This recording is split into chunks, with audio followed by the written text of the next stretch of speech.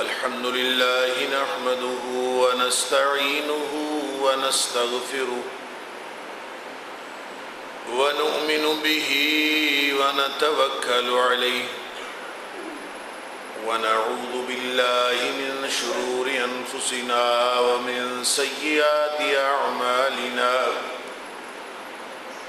من يهده الله فلا مضل له ومن يضلل فلا هادي له ونشهد أن لا إله إلا الله وحده لا شريك له ونشهد أن محمدا عبده ورسوله أرسله بالحق بشيرا ونذيرا بين يدي الساعة فمن يطع الله ورسوله فقد رشد واهتدى ومن يعص الله ورسوله فقد ضل وغوى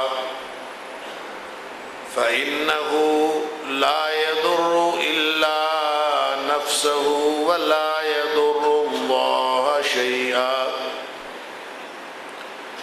نسأل الله ربنا أن يجعلنا ممن يطيعه ويطيع رسوله ويتبع رضوانه ويجتنب سخطه فإنما نحن به وله أما بعد فإن خير الحديث كتاب الله وخير الهدي هدي محمد صلى الله عليه وآله وسلم وشر الأمور محدثاتها وكل محدثة بدعة وكل بدعة ضلالة وكل ضلالة في النار فأعوذ بالله السميع العليم من الشيطان الرجيم من همزه ونفخه ونفثه بسم الله الرحمن الرحيم يا أيها الذين آمنوا توبوا إلى الله توبة نصوحا عسى ربكم أن يكفر عنكم سيئاتكم ويدخلكم جنات تجري من تحتها الأنهار يوم لا يخزي الله النبي والذين آمنوا معه نورهم يسعى بين أيديهم وبأيمانهم يقولون ربنا أتمم لنا نورنا واغفر لنا إنك على كل شيء قدير اے ایمان کا دعویٰ کرنے والو، واپس آ جاؤ اپنے اللہ کی طرف دل سے سچا پچھتاوا لے کر۔ اس طرح اگر تم کر لو گے تو امید بن جائے گی کہ تمہارا پالنہار تم سے تمہاری خطائیں دور فرما دے اور تمہیں ان جنتوں کے اندر داخل فرما دے جن کے نیچے نہریں جاری ہیں۔ اس دن جس دن اللہ اپنے نبی صلی اللہ علیہ وآلہ وسلم اور آپ کے مومن ساتھیوں کو ہرگز رسوا نہیں کرے گا، اور ان کو اللہ تعالیٰ ایک ایسا نور عطا فرمائے گا جو ان کے آگے آگے اور ان کے دائیں طرف دوڑ رہا ہوگا اور ان کی رہنمائی کر رہا ہوگا، اور یہ لوگ اس وقت بھی اللہ سے دعائیں کر رہے ہوں گے ربنا اتمم لنا نورنا واغفر لنا، اللہ ہمارے نور کو مکمل فرما دے اور ہماری بخشش فرما دے، بے شک تو ہر چیز پر ہر طرح کی قدرت رکھنے والا ہے۔ صدق اللہ العظیم۔ اللہ تعالیٰ نے ہمارے اوپر بڑا کرم فرمایا، بڑی رحمت فرمائی، بڑا فضل فرمایا کہ ہماری زندگیوں کے اندر ایک دفعہ پھر رمضان آیا اور رمضان المبارک کے ذریعے سے اللہ تعالیٰ نے ہمیں وہ بھولا ہوا سبق یاد دلایا جو ہم اپنی زندگیوں کے جھمیلوں میں گھر کر نہ صرف بھول چکے ہیں بلکہ اس کو پس پشت ڈال چکے ہیں۔ زندگی کے مسائل اتنے ہیں، پریشانیاں اتنی ہیں کہ یہ خیال ہی نہیں آتا کہ انسان اللہ سے معافی بھی مانگ لے، یہ خیال ہی نہیں آتا کہ آخرت کے لیے بھی کچھ کر لیا جائے، یہ خیال ہی نہیں آتا کہ توبہ ہی اللہ سے کر لی جائے، اور توبہ کس طرح کرنی ہے یہ تو اگلے مرحلے کی بات ہے، اس کا طریقہ کیا ہوگا یہ تو اگلی بات ہے، یہ تصور بھی ہمیں نہیں آتا، اس بات کی فرصت بھی نہیں ملتی کہ ہم اللہ سے معافی مانگ لیں اپنے گناہوں کی اور توبہ کر لیں۔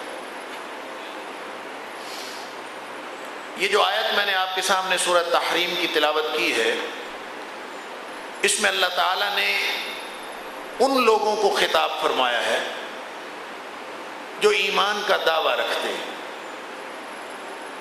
سکھوں، عیسائیوں، یہودیوں کو خطاب نہیں فرمایا، ایھا الناس کہہ کے نہیں بلایا، بلکہ ہر اس شخص سے خطاب ہے جو دعویٰ کرتا ہے کہ میں مومن ہوں، جو اللہ کا، اللہ کے رسول صلی اللہ علیہ وسلم کا کلمہ پڑھتا ہے اور اپنے آپ کو مومن سمجھتا ہے۔ حقیقتاً وہ مومن ہے یا نہیں یہ الگ بات ہے، لیکن چونکہ ہم سب دعوی ایمان رکھنے والے لوگ ہیں اس لیے اس کے ڈائریکٹ مخاطب ہم سب لوگ ہیں۔ اور میں پہلے بھی عرض کیا کرتا ہوں کہ یا ایھا الذین آمنوا کا جو خطاب ہے، اللہ تعالیٰ نے نبی پاک صلی اللہ علیہ وسلم کی امت سے پہلے جتنی امتیں گزری ہیں، جتنی کتابیں نازل ہوئی ہیں، جتنی وحی الہی نازل ہوئی ہے، کسی میں بھی اللہ کریم نے کسی امت کو ڈائریکٹ خطاب نہیں فرمایا۔ یہ امت محمدیہ کا اعزاز ہے کہ اللہ تعالیٰ نے ڈائریکٹ خطاب فرمایا۔ اور ابن مسعود، حضرت عبداللہ بن مسعود رضی اللہ تعالیٰ عنہ فرمایا کرتے تھے کہ جب یا ایھا الذین آمنوا کا خطاب آ جائے تو ہر بندے کو سمجھ لینا چاہیے کہ میرا اللہ ڈائریکٹ بغیر واسطے کے مجھ سے مخاطب ہے، مجھے اللہ تعالیٰ کوئی خطاب فرما رہے ہیں، مجھے اللہ تعالیٰ کوئی بات، کوئی حکم ارشاد فرمانا چاہتے ہیں، تو ڈائریکٹ حکم بغیر واسطے کے، اس سے بڑا اعزاز اور کیا ہوگا کہ اللہ کریم کائنات کا سب سے بڑا بادشاہ تمہیں پکار رہا ہے، ہر مومن، ہر صاحب ایمان، ہر دعوی ایمان رکھنے والے شخص کو پکار رہا ہے۔ لیکن کہتا کیا ہے؟ فرمایا توبوا الی اللہ توبۃ نصوحا۔ تابا یتوبو کا معنی ہوتا ہے واپس آ جانا، رجوع کرنا، لوٹ آنا۔ توبوا الی اللہ، تم سب واپس لوٹ آؤ اپنے اللہ کی طرف۔ اور یہ بات میں اکثر اور بہت دفعہ عرض کر چکا ہوں کہ واپسی کا کیا مطلب ہوتا ہے؟ کسی کو کہنا کہ تم واپس آ جاؤ، اس کا کیا معنی؟ ہر شخص، ہر ذی شعور سمجھتا ہے کہ واپسی کا خطاب اس کو کہا جاتا ہے جس نے اپنا اصل وطن چھوڑ دیا ہو۔ جو لاہور کے رہنے والا کراچی جا بسے تو اس کو اگر کوئی شخص کہے تو یہی کہے گا نا کہ واپس آ جاؤ، اور اگر کوئی شخص ہے ہی کراچی کے رہنے والا تو اس کو دعوت دی جا رہی ہو کہ لاہور آ بسو تو یہ کوئی نہیں کہے گا کہ واپس آ جاؤ، وہ تو کبھی آیا ہی نہیں، وہ تو تھا ہی نہیں۔ تو واپسی کا خطاب اس بات کی دلیل ہے کہ جس کو واپسی کا خطاب کیا جاتا ہے وہ شخص اپنی جگہ، اپنا مقام چھوڑ چکا ہوتا۔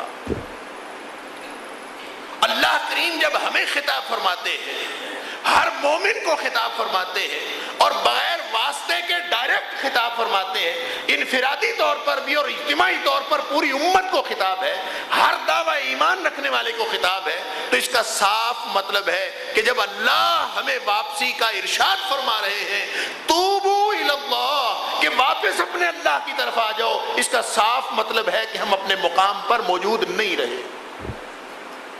ہم اگر اپنے مقام پر موجود ہوتے تو اس خطاب کی کیا ضرورت تھی؟ اسی کو واپسی کے لیے کہا جاتا ہے۔ اور واپس کہاں آنا ہے؟ فرمایا الی اللہ، تمہاری شان اللہ سے تھی، تمہارا مقام اللہ سے تھا، تمہارا امتیاز اللہ کی ذات کے ساتھ وابستگی کی وجہ سے تھا، تم نے اپنا مقام چھوڑا، در بدر ہو گئے۔ اور مسافر کو عربی میں غریب الوطن کہتے ہیں، غریب الوطن۔ اور جو غریب الوطن ہوتا ہے نا، جس کا وطن ہی چھوٹ جائے، اس کی پھر کوئی حیثیت نہیں ہوتی۔ اپنے پنڈ میں چاہے وہ چودھری ہو، اپنی جگہ پہ اس کے جتنے مرضی مقامات ہوں، اس کے جتنے مرضی جاننے والے لوگ ہوں، اور وہ ادنا ترین آدمی بھی ہو تو اس کے اہل محلہ، اس کے جاننے والے، اس کے گاؤں والے، اس کے شہر والے اس کی قدر کچھ نہ کچھ کرتے ہیں۔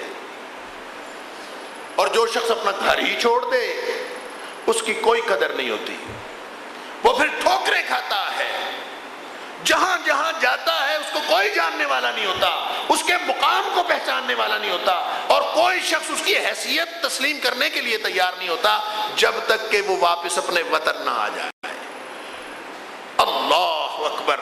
تو اللہ کریم فرما رہے ہیں توبو الی اللہ توبۃ نصوحا۔ اگر ایمان کا دعویٰ ہے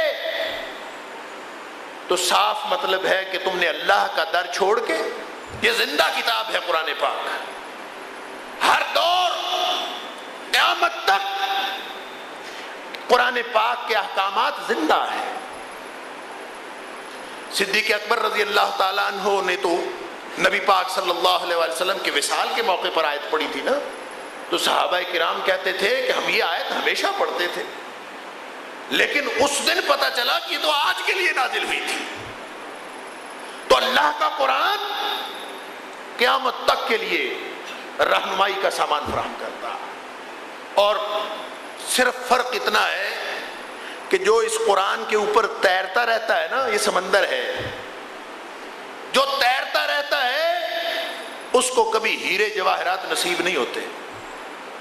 ہیرے جواہرات تو اس کو ملیں گے جو قرآن میں ڈوب جائے گا، جو ڈوبے گا غوطہ لگائے گا، اور ایسا لمبا غوطہ جس کا جتنا لمبا غوطہ اتنے وہ ہیرے جواہرات تک پہنچے گا۔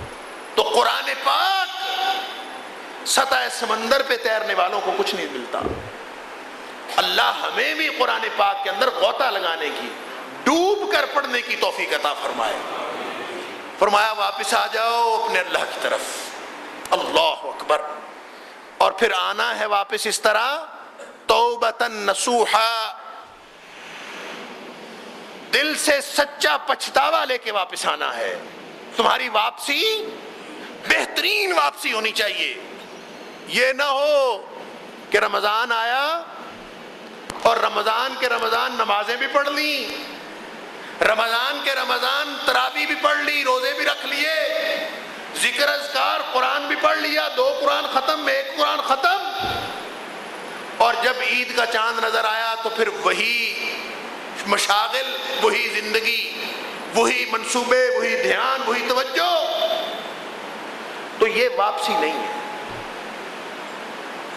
توبو الی اللہ توبۃ نصوحا۔ بھلے آپ نے پورے رمضان استغفار کی تسبیحاں کی ہو، بھلے آپ نے پورا رمضان استغفار پڑھ پڑھ کے اپنے ہونٹ خشک کر لیے ہوں، تسبیحوں کی تسبیحیں کر لی ہوں، لیکن اگر کوئی شخص پوری زندگی کے ساتھ، اپنے پورے معمولات کے ساتھ، اپنے پورے منصوبوں کے ساتھ، اپنی پوری سوچوں کے ساتھ، اپنی پوری زندگی کے منہج کے ساتھ کوئی شخص واپس اللہ کی طرف نہیں آتا، اس کی توبہ قبول ہی نہیں۔ ایک توبہ ہے، ایک استغفار ہے۔ ہم استغفار کرتے ہیں، توبہ کو بھول جاتے ہیں۔ استغفار کیا ہے؟ استغفار ہے قول کا نام، اور توبہ ہے عمل عمل کا نام. استغفار ہم سارے کرتے ہیں، زبان سے سب استغفار کرتے ہیں، لیکن عملاً واپسی نہیں ہوتی. عمل نہ ہوا تو زبان سے کہنے کا کوئی فائدہ نہیں. اور اگر زبان کے ساتھ عمل جاری ہے تو پھر اس زبان سے کہنے کا بھی بڑا فائدہ ہے. صرف زبان سے اللہ سے معافی مانگ لینا کہ اللہ تو مجھے معاف فرما دے. اللہ اکبر. اللہ تعالیٰ نے قرآن پاک میں مختلف مقامات پر اور خاص طور پر سورہ نوح کے اندر فرمایا فَقُلْتُ اسْتَغْفِرُوا رَبَّكُمْ إِنَّهُ كَانَ غَفَّارًا يُرْسِلِ السَّمَاءَ عَلَيْكُمْ مِدْرَارًا وَيُمْدِدْكُمْ بِأَمْوَالٍ وَبَنِينَ وَيَجْعَلْ لَكُمْ جَنَّاتٍ وَيَجْعَلْ لَكُمْ أَنْهَارًا. دنیا جہان کی نعمتیں مل جائیں گی اگر تم اللہ سے معافیاں مانگنی شروع کر دو. دنیا جہان کی نعمتیں. اور ایک حدیث میں عرض کیا کرتا ہوں، اور وہ حدیث سند کے اعتبار سے ضعیف ہے، سند کے اعتبار سے ضعیف ہے، لیکن قرآن پاک کے اس مفہوم کے حرف بحرف مطابق ہے. سند کے اعتبار سے ضعیف، مفہوم کے اعتبار سے قرآن سے ثابت ہے کہ نبی پاک صلی اللہ علیہ وسلم نے فرمایا کہ جس نے زندگی کا منہج معافیاں مانگنا بنا لیا، من لازم الاستغفار، بڑی اہمیت ہے منہ سے بھی اللہ سے معافی مانگنا. کہے تو صحیح اللہ مجھے معاف کر دے، زبان سے نکالے تو صحیح. فرمایا من لازم الاستغفار، جو اللہ سے معافیاں مانگنی شروع کر دیتا ہے اور بس معافی مانگتا رہتا ہے ہر وقت، اللہ مجھے معاف کر دے، اللہ مجھے معاف کر دے. فرمایا اس کو اللہ تعالیٰ 3 انعام عطا فرماتا ہے. جعل اللہ لہ من کل ضیق مخرجا، اللہ تعالیٰ اس کی ہر مشکل آسان کر دیتے ہیں. وَمِن كُلِّ هَمٍّ فَرَجًا، اس کے سارے غم اللہ تعالیٰ دور فرما دیتے ہیں. آنے والی ہر مشکل آسان ہو گئی، گزرا ہوا ہر غم دور ہو گیا، تو پیچھے رہ کیا گیا. فرمایا تیسرا انعام اللہ اور عطا فرماتا ہے. فرمایا وہ یہ ہے کہ وَرَزَقَهُ مِنْ حَيْثُ لَا يَحْتَسِبُ، اللہ تعالیٰ اس کو رزق بھی ایسی جگہوں سے عطا فرماتا ہے اس کے وہم و گمان میں نہیں. کس وجہ سے؟ معافی مانگ، اللہ مجھے معاف کر. یہ قول کی اہمیت ہے اگر اس کے پیچھے عمل کی طاقت موجود ہو. عبداللہ بن جدعان ایک کافر تھا، اور نبی پاک صلی اللہ علیہ وآلہ وسلم کے زمانے میں اور آپ کی بعثت سے قبل اس کو کہیں سے خزانہ ملا تھا کوئی، اور خزانہ بھی ایسے بڑی عجیب و غریب اس کی کہانی ہے کہ وہ اپنے طور پہ خودکشی کرنے کے لیے گھر سے نکلا تھا، مالی حالات سے تنگ آ گیا. اللہ تعالیٰ نے کوئی خزانہ اس کے ہاتھ لگا دیا. اس نے پھر پوری زندگی سخاوت کی ہے، پوری زندگی لوگوں کے لیے ایسے انتظامات کیے ہوئے ہوتے تھے، ساری زندگی لوگوں کی خیر خواہی کرتا رہا، لوگوں کو سخاوت کرتا رہا. اور جتنا بڑا سخی وہ تھا اس وقت مکہ کے اندر اتنا بڑا سخی کوئی نہیں، لیکن اس کو کلمہ پڑھنا نصیب نہیں ہوا. اللہ اکبر، کافر ہی مر گیا. اب ظاہر ہے سارے لوگوں سے ہمدردی کرتا تھا، سارے لوگوں کی خیر خواہی کرتا تھا، تو لوگوں کو بھی اس سے خیر خواہی تھی. تو نبی پاک صلی اللہ علیہ وآلہ وسلم سے پوچھا گیا کہ اللہ کے رسول، عبداللہ بن جدعان بڑا سخی، لوگوں کے لیے بڑے فائدے اور خیر خواہی کرنے والا، کیا اس کی بخشش ہو جائے گی؟ اللہ، نبی پاک صلی اللہ علیہ وسلم نے فرمایا نہیں، اس کی مغفرت نہیں ہو سکتی، اس لیے کہ اس نے زندگی میں کبھی یہ نہیں کہا کہ اللہم اغفر لی، اللہ تو مجھے معاف فرما دے. کیا مطلب؟ اگر اس نے زندگی میں ایک دفعہ بھی کہا ہوتا کہ اللہ تو میرے گناہ معاف کر دے، اللہم اغفر لی کہا ہوتا، اللہ تعالیٰ اس کے بھی سارے گناہ معاف کر دے. کوئی کہے تو صحیح اللہ، کوئی پکارے تو صحیح اللہ. تو قرآن کہتا ہے کہ تمام نعمتیں ہم اس کے آگے ڈھیر کر دیتے ہیں جو اللہ سے معافی مانگتا ہے، اور صرف اپنے گناہوں کی معافی کے لیے ساری زندگی گزار دیتا کہ اللہ میرے گناہ معاف کر دے. لیکن یہ استغفار یہ قول کا نام ہے، عمل کا نام نہیں. عمل کیا ہے؟ عمل توبہ ہے. اللہ فرماتا ہے توبوا الی اللہ توبۃ نصوحا، نمازیں پڑھنے والوں تمہاری نمازیں قبول، روزے رکھنے والوں تمہارے روزے قبول، تمہارا قرآن قبول، لیکن در در پہ جو خدا بنائے ہوئے ہیں ان سے منہ موڑ کر ایک اللہ کی طرف تو آؤ. اگر ایک اللہ کی طرف نہیں آتے تو پھر اللہ سے معافی کا کیسے طلب رکھتے ہو؟ اللہ سے مغفرت کی کیسی خواہش رکھتے ہو؟ اللہ کے بنو گے تو اللہ معاف کرے گا. اللہ کے بنو گے تو اللہ معاف کرے گا. جب تم نے در در پہ گردنیں جھکائی ہیں اللہ کو چھوڑ کر تو اللہ کو کوئی پرواہ نہیں کہ تم کیا مرتے ہو، کیا ہوتا ہے تمہارے ساتھ. اللہ اکبر. واپس آنا پڑے گا اپنے پورے سچے دل کے پچھتاوے کے ساتھ. اور وہ واپسی یعنی اصل مقام جو انسان کا اصل مقام تھا وہ چھوڑا ہے ہم نے. اپنا گھر چھوڑا ہے جس کے لیے نبی پاک صلی اللہ علیہ وسلم نے فرمایا کہ جب اللہ نے انسان کو پیدا فرمایا تھا نا تو اللہ نے اس کو اپنا ہی پیدا فرمایا تھا، اپنا بنا کے پیدا فرمایا تھا. ہر پیدا ہونے والا شخص کل مولود یولد علی الفطرہ، ہر پیدا ہونے والا شخص اس فطرت پہ پیدا ہوتا ہے، اس سٹینڈرڈ پہ پیدا ہوتا ہے جو اللہ نے انسانوں کی بنائی ہے کہ پیدا ہونے والا ہر بچہ اللہ کا ہوتا ہے، اللہ کے لیے ہوتا ہے. اس کا دل صاف ہوتا ہے، دل فطرت سلیم ہوتی ہے، آلودگیوں سے پاک ہوتا ہے. یہ تو پھر اس کے والدین اس کو یہودی بنائیں، مجوسی بنائیں، عیسائی بنائیں، اس کا ماحول اس کو کچھ بنائے، وہ بگڑتا بگڑتا اللہ کو چھوڑ کر سینکڑوں بیسیوں دسیوں خدا بنا لیتا ہے، اللہ کا در چھوڑ دیتا، پھر دھکے کھاتا پھرتا ہے دنیا میں. فرمایا واپس آنا پڑے گا. کل مولود یولد علی الفطرہ، اس سٹینڈرڈ پہ. اور فطرہ کیا ہے؟ فطرت اللہ التی فطر الناس علیہا. فطرت تو دین اسلام کا نام ہے. اسلام کی طرف، اپنے دین کی طرف واپس آنا پڑے گا. اگر واپس آ جاؤ گے عسیٰ ربکم ان یکفر عنکم سیئاتکم، تو پھر اللہ سے امید رکھ لینا کہ وہ تمہارے سارے گناہ معاف کر دے. واپس نہیں آؤ گے تو کوئی امید نہ رکھو. عسیٰ ربکم ان یکفر عنکم سیئاتکم، پھر امید رکھو اللہ تمہارے سارے کے سارے گناہ معاف کر. بھئی کیوں نہ کرے؟ اس نے اعلان کر رکھا ہے کہ تمہیں پریشانیاں ہیں، گناہ کر بیٹھے ہو. اتنا بڑا پیکج تو دنیا کائنات میں کوئی دے ہی نہیں سکتا جتنا اللہ نے دیا. فرمایا قل یا عبادی الذین اسرفوا، سورہ زمر.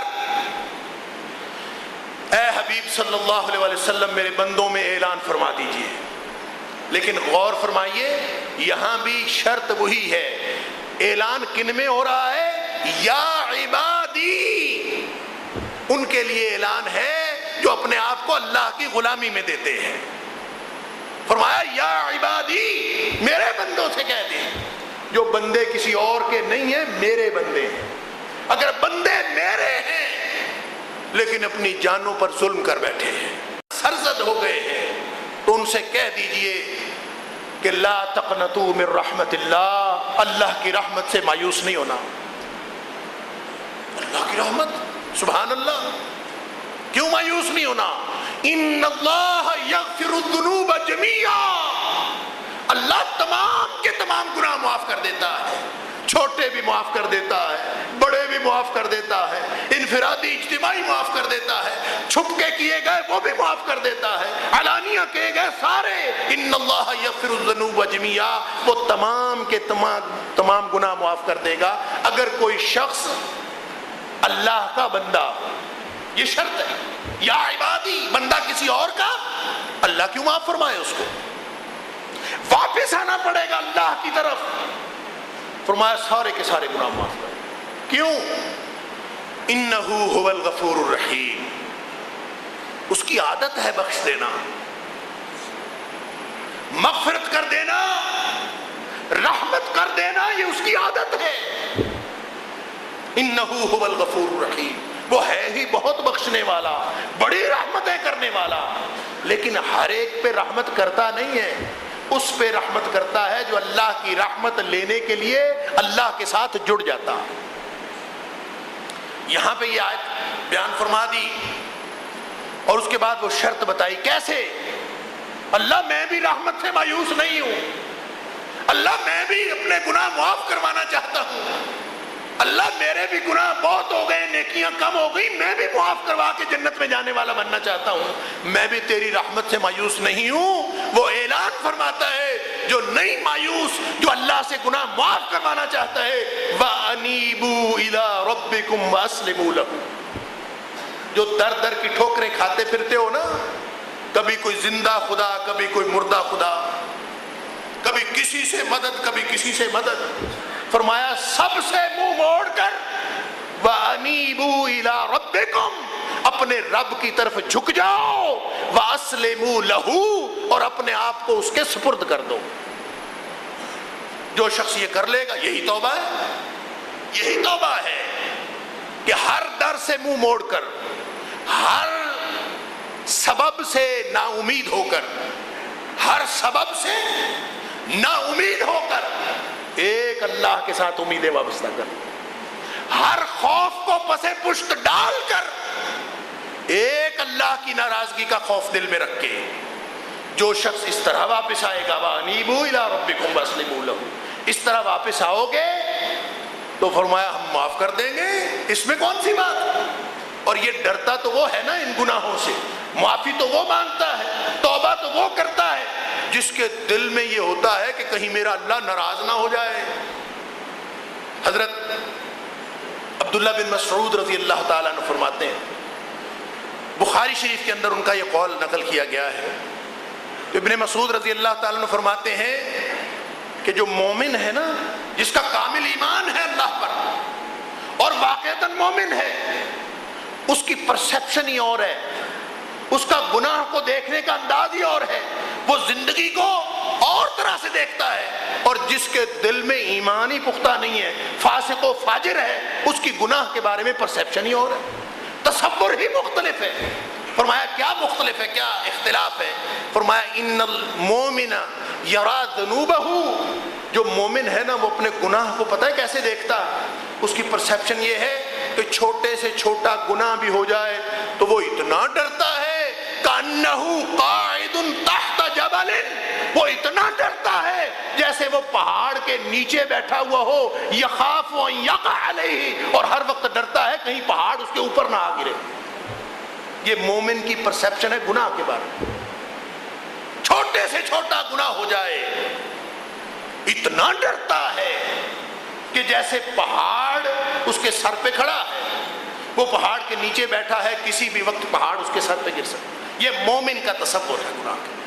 اور فاجر، وَإِنَّ الْفَاجِرَ يَرَىٰ ذُنُوبَهُ، جو فاجر ہے وہ اپنے گناہ کو کیسے دیکھتا ہے؟ كَذُبَابٌ مَرَّ عَلَىٰ أَنفِهِ، جیسے اس کے ناک کے اوپر مکھی بیٹھی ہوئی ہو۔ اللہ اکبر، کوئی پرواہ نہیں، مکھی بیٹھی یوں ہاتھ لایا اڑ گئی، بات ختم۔ فاسق و فاجر کے تصور میں گناہ کی کوئی حیثیت نہیں، وہ کہتا ہے جتنے مرضی گناہ کرتے جاؤ، کوئی فرق نہیں پڑتا۔ لیکن مومن ڈرتا ہے اللہ سے، جس کا اس طرح سے ایمان ہوگا، جو اس طرح اللہ کے پاس آنا چاہے، اس طرح سے واپسی کرے، اس کے لیے اللہ کا وعدہ ہے کہ ان اللہ یغفر الذنوب جميعا۔ ایک حدیث قدسی ہے، نبی پاک صلی اللہ علیہ وسلم نے فرمایا کہ اللہ فرماتا ہے، حدیث قدسی وہی ہوتی ہے جس میں نبی پاک صلی اللہ علیہ وسلم یہ فرمائیں کہ اللہ یوں فرماتا ہے، ترمذی شریف کی روایت ہے اور صحیح حدیث ہے۔ نبی پاک صلی اللہ علیہ وسلم فرمایا، اللہ تعالیٰ فرماتا ہے یا ابن آدم، او آدم کے بیٹے، اللہ اکبر، انک ما دعوتنی ورجوتنی، مسئلہ سمجھ لے، فرق کتنا ہے۔ منہ سے توبہ توبہ کرنے سے توبہ نہیں ہوتی، زبان سے استغفر اللہ کہتے رہنے سے اللہ سے معافی نہیں ملتی۔ انک ما دعوتنی ورجوتنی، اگر تو اس نیت سے مجھے پکارے کہ تجھے میرے علاوہ کسی سے امید نہ ہو، ورجوتنی، امیدیں ساری کی ساری میرے اوپر ہوں، تو فرمایا پھر پریشان نہیں ہونا، غفرت لک علی ما کان فیک، تیرے جتنے بھی گناہ ہوں گے میں تمام کے تمام معاف کر دوں گا۔ ولا ابالی، فرمایا مجھے کیا پرواہ ہے کہ تو کتنے گناہوں کے ساتھ آیا، جتنے مرضی گناہ لے کے آ جا، لیکن پکارا صرف مجھے ہو اور امید صرف مجھ سے رکھی۔ انک ما دعوتنی ورجوتنی، مجھے پکارا ہو، مجھ سے امید رکھی ہو، تو فرمایا میں سارے کے سارے گناہ معاف کر دوں گا، تیرے اوپر جتنے مرضی گناہ ہو پریشان نہیں ہونا، غفرت لک علی ما کان فیک، جو بھی گناہ ہوں گے میں سارے معاف کر دوں گا، ولا ابالی، مجھے اس کی پرواہ کیا ہے کہ میں معاف کر رہا ہوں، اللہ نے معاف کرنا ہے، معاف کرنے والا ہے، معافی کو پسند کرتا ہے، معافی دے دیتا ہے۔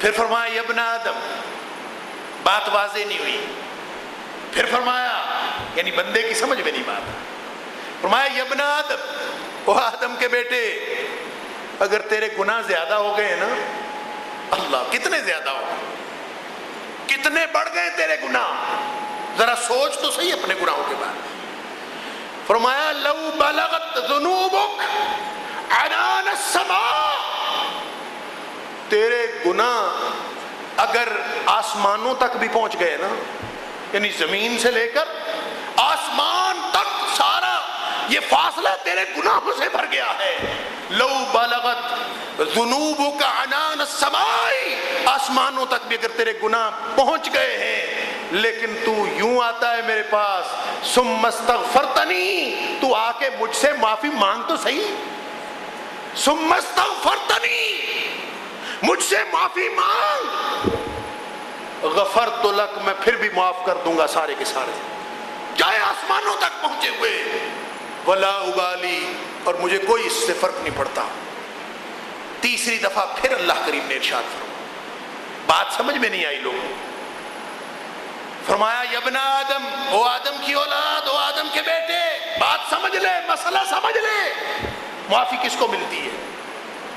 فرمایا لو اتیتنی بقراب الارض خطایا، اگر تم میرے پاس اس طرح آئے کہ تیرے گناہوں سے پوری زمین بھری ہوئی ہو، لو اتیتنی، تم میرے پاس آئے، شرط کیا ہے کہ آئے تو صحیح اللہ کے پاس، لو اتیتنی، ہر طرف سے منہ موڑ کر میری طرف آ تو صحیح، اور گناہ کتنے ہیں؟ بے قراب الارض خطایا، زمین بھری ہوئی ہے گناہوں سے، اللہ اکبر، لیکن فرمایا ثم لقیتنی، ملا تو مجھے اس حال میں ہے کہ لا تشرک بی شیئا، کہ میرے ساتھ کبھی کسی کو شریک نہیں ٹھہرایا، تو نے شرک نہیں کیا، کسی اور کے در پہ نہیں جھکا، کسی اور سے امید نہیں رکھی، کسی اور سے خوف نہیں کھایا، کسی اور کا نہیں بنا،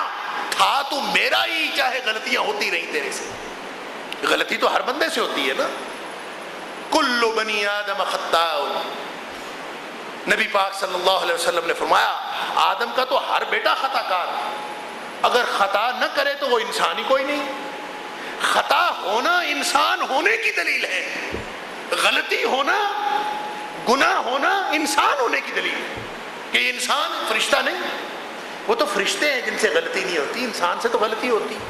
فرمایا فرق کیا ہے؟ کل بنی آدم خطاء خیر الخطائین التوابون، بہترین خطا کار وہ ہیں گناہ ہوتا ہے فوراً واپس آ جاتے ہیں۔ کیا مطلب؟ کہ پوری زندگی کا ایک منہج طے کرتے ہیں اور اللہ سے بیٹھ کے دعائیں کرتے ہیں کہ اللہ میں نے پوری زندگی تیری ایک بھی نافرمانی نہیں کرنی، اللہ سے وعدہ کر لیتے، اللہ میں تیرا، تو میرا بن جا، اللہ ہم تیرے، تو ہمارا بن جا، یوں اللہ کے ساتھ معاہدہ کر لیتے ہیں، لیکن غلطی تو پھر بھی ہو جاتی۔ کل بنی آدم خطاء، جو اللہ کا بن جاتا ہے، اور میں اس بات کو ایسے کہا کرتا ہوں کہ گناہ گار دو قسم کے ہوتے ہیں، ایک گناہ وہ ہوتا ہے جو انسان دماغی طور پر کرتا ہے، سوچ سمجھ کے کرتا ہے، تو کوئی بات نہیں، چھوٹا سا گناہ خیر ہے، وہی پرسیپشن والی بات، کوئی بات نہیں خیر ہے، جیسے ناک پہ مکھی بیٹھی ہے اڑا دی، بات ختم۔ گناہ کو گناہ ہی نہیں سمجھتا اور کرتا چلا جاتا ہے، اس کے دل میں کبھی ندامت پیدا نہیں ہوتی، کبھی اس کو توبہ کی توفیق نہیں ملتی۔ دوسرا گناہگار وہ ہے جو چھوٹے سے چھوٹے گناہ کو سمجھتا ہے سر پہ پہاڑ کھڑا ہوا اور پریشان ہے اور گناہ نہیں کرنا چاہتا، اللہ سے معافی مانگتا ہے، اللہ میں گناہ نہیں کرنا چاہتا، لیکن گناہ اس سے بھی ہو جاتا ہے۔ جو ہی گناہ ہوتا ہے جذبات کی مغلوبیت کی وجہ سے ہوتا ہے یا حالات کی مغلوبیت کی وجہ سے ہوتا ہے، کسی بھی وجہ سے جو ہی حالات بدلے یا جذبات ٹھنڈے پڑے اس کو ہوش آتا ہے تو پریشان ہو جاتا ہے اور اس کو اتنی پشیمانی ہوتی ہے، پچھتاوا ہوتا ہے کہ اللہ میں نے تو یہ نہیں کرنا تھا، یہ مجھ سے کیا ہو گیا۔ یہ جو ندامت ہے یہ ہے اللہ کو پسند۔ جو دل میں شرمندگی آتی ہے کہ اللہ میں نے یہ نہیں کرنا تھا، اللہ کو یہ اتنی پسند ہے کہ اللہ تعالیٰ اس کے سارے گناہ معاف فرما دیتا ہے۔ تو یہ زندگی کا منہج کہ ہر وقت اللہ سے یہ وعدہ کرنا کہ اللہ میں نے غلطی نہیں کرنی، جو ہی غلطی ہو خیر الخطائین التوابون، ادھر پاؤں پھسلا فوراً واپس لے لیا، ادھر پاؤں پھسلا فوراً واپس لے لیا، پھر سیدھے ٹریک پہ اللہ سے معافیاں مانگتے ہوئے زندگی گزاری۔ جو اس منہج پہ جاتا ہے کسی اور طرف نہیں جاتا، وہ اللہ کا ہے، اور جو اللہ کا ہے اس کو بخش دینا اللہ کا ذمہ ہے۔ نبی پاک صلی اللہ علیہ وسلم نے فرمایا، معاذ بن جبل سے پوچھا تھا، صحیح حدیث بخاری شریف کی، کہ معاذ بتاؤ تو اللہ کا بندوں پر کیا حق ہے، بندوں کا اللہ پر کیا حق ہے؟ معاذ نے کہا مجھے تو نہیں پتا رضی اللہ تعالیٰ عنہ۔ نبی پاک صلی اللہ علیہ وسلم نے بتایا اللہ کا حق یہ ہے بندوں پر کہ بندے اس کی بندگی کریں، اس کے ساتھ کسی کو شریک نہ ٹھہرائیں۔ ان یعبدوہ ولا یشرکوا بہ شیئا، یہ تو حق دے دینا اللہ کو، اللہ کے بن جائیں، ساری ہر طرف سے منہ موڑ کر اللہ کی طرف آ جائیں، واپس اللہ کے بن جائیں۔ اگر بن جائیں گے اور اس کے ساتھ کسی کو شریک نہیں ٹھہرائیں گے تو پھر اللہ کا ذمہ بن جائے گا۔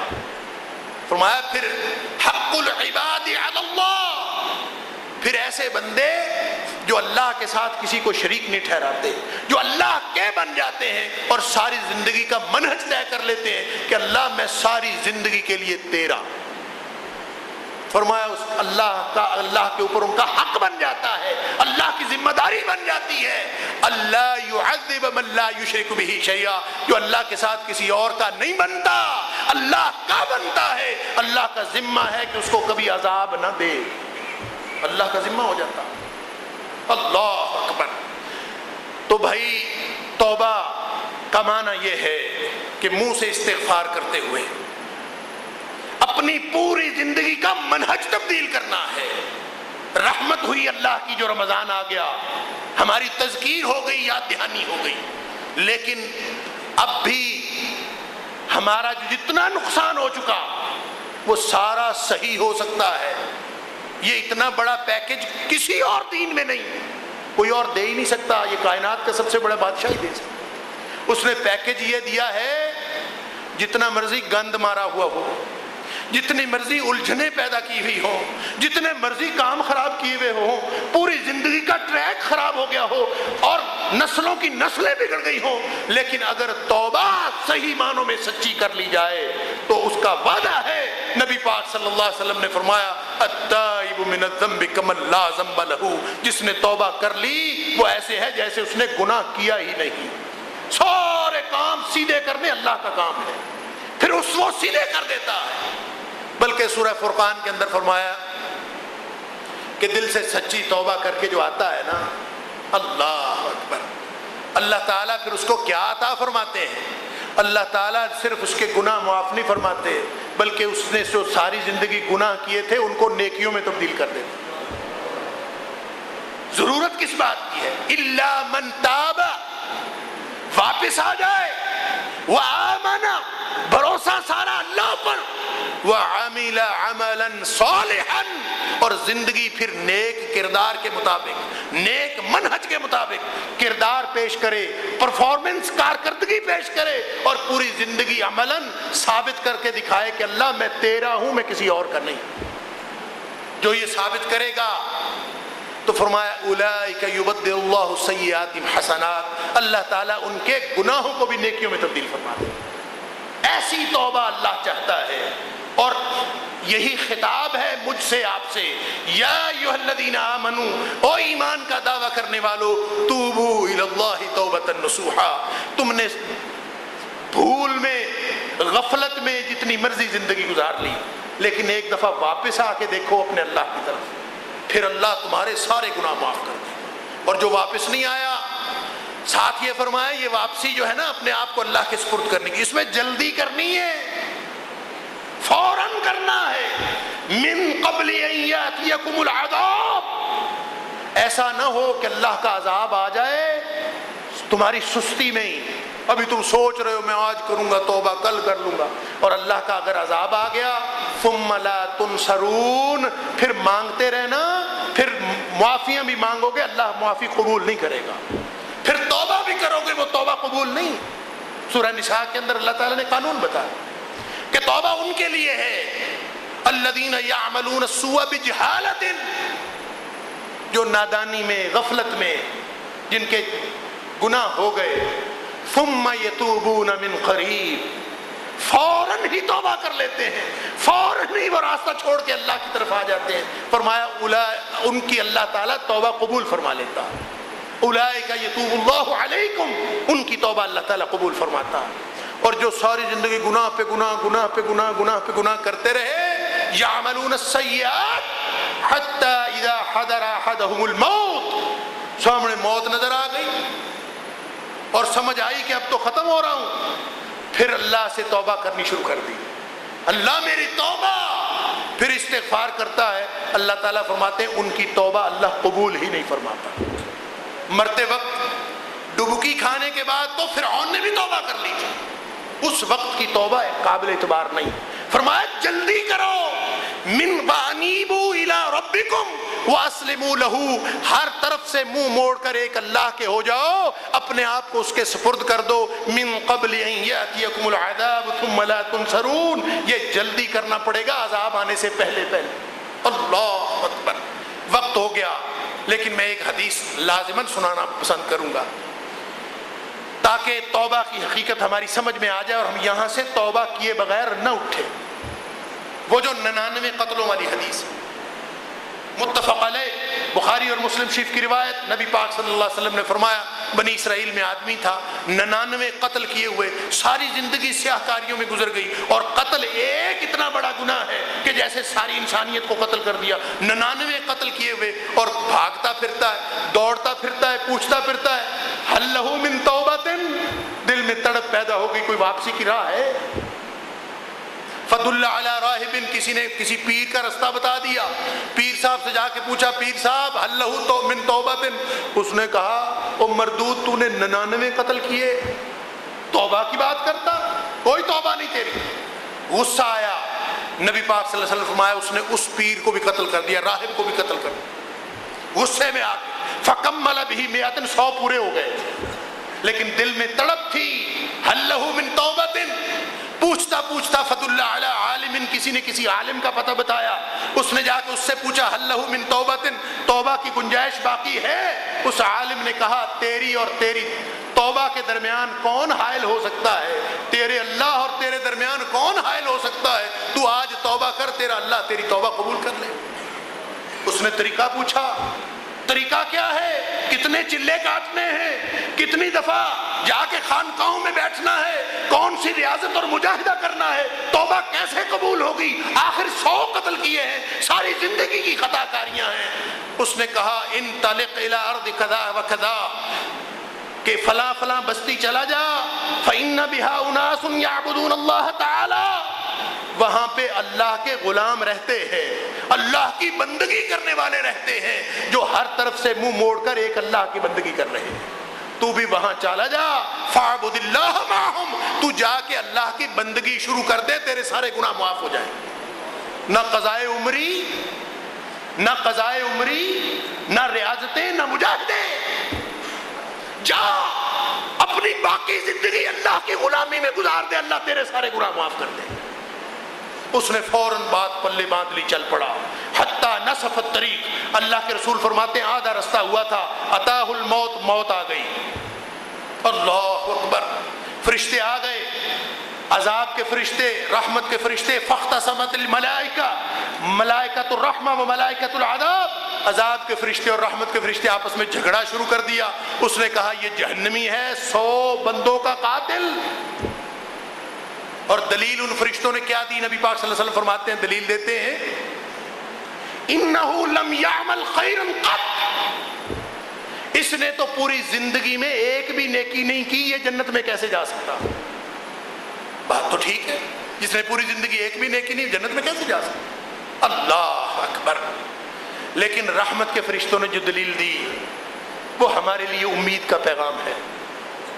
رحمت کے فرشتے کہتے ہیں ٹھیک ہے، ساری زندگی سیاہکاری میں گزری، 100 بندوں کا قاتل ہے، لیکن اب یہ دل سے اللہ کا بن کے آ گیا تھا۔ انہو جاء تائبا مقبلا بقلبہ للہ تعالی، اس نے دل اپنے رب سے جوڑ لیا تھا اور اللہ سے دل جوڑ کے اللہ کی بندگی کے لیے جا رہا تھا۔ اور یہ دلیل اتنی مضبوط، نبی پاک صلی اللہ علیہ وسلم نے فرمایا اللہ تعالیٰ نے فرشتہ بھیج دیا انسانی شکل میں، اس نے کہا فاصلہ ناپ لو، تو فاصلہ تو برابر تھا دونوں طرف، حتیٰ فاصلہ تو برابر تھا، لیکن اب چونکہ یہ دل سے اللہ کا ہو گیا تھا، اب ذمہ اللہ کا تھا۔ فاصلہ برابر ہے یا کم ہے یا زیادہ ہے، یہ تو معاملہ اس کا ہے۔ جب ذمہ اس کا ہو گیا، نبی پاک صلی اللہ علیہ وسلم فرماتے ہیں اللہ نے زمین کو وحی کی، فَأَوْحَى اللَّهُ تَعَالَى إِلَى هَذِهِ أَن تَقَرَّبِي وَإِلَى هَذِهِ أَن تَبْعَدِي، اللہ نے زمین کو وحی کی کہ جو اللہ والوں کی بستی کی طرف ہے اس کو کہا تو سکڑ جا، دوسری والی کو کہا تو لمبی ہو جا۔ فرمایا جب ناپا گیا، ایک بالشت اللہ والوں کی بستی کی طرف قریب پایا گیا، فَغُفِرَ لَهُ، اللہ نے اس کی مغفرت فرما دی۔ کیوں؟ اس لیے مغفرت فرما دی کہ اس نے ہر طرف سے منہ موڑ کر اللہ کے ساتھ دل جوڑ لیا تھا۔ ہم بیٹھے بیٹھے اللہ سے وعدہ کر لیں کہ اللہ ساری زندگی بڑی گناہوں میں گزری ہے، کوئی نہیں جانتا، تو جانتا ہے، اللہ تو سارے گناہ معاف فرما دے، اور آج کے بعد اپنا بنا لے اور باقی زندگی اس ہدایت پر قائم رکھ، موت تک اس ہدایت پر قائم رکھ۔ صرف رمضان کے رمضان نہیں، جو اس نیت سے واپس اللہ کی طرف آ جائے، اللہ کا وعدہ ہے کہ میں اس کے سارے گناہ معاف کر دوں گا، اس کو جنتوں کے اندر داخل کر دوں گا۔ اللہ تعالی ہمیں ان میں بنائے۔ وآخر دعوانا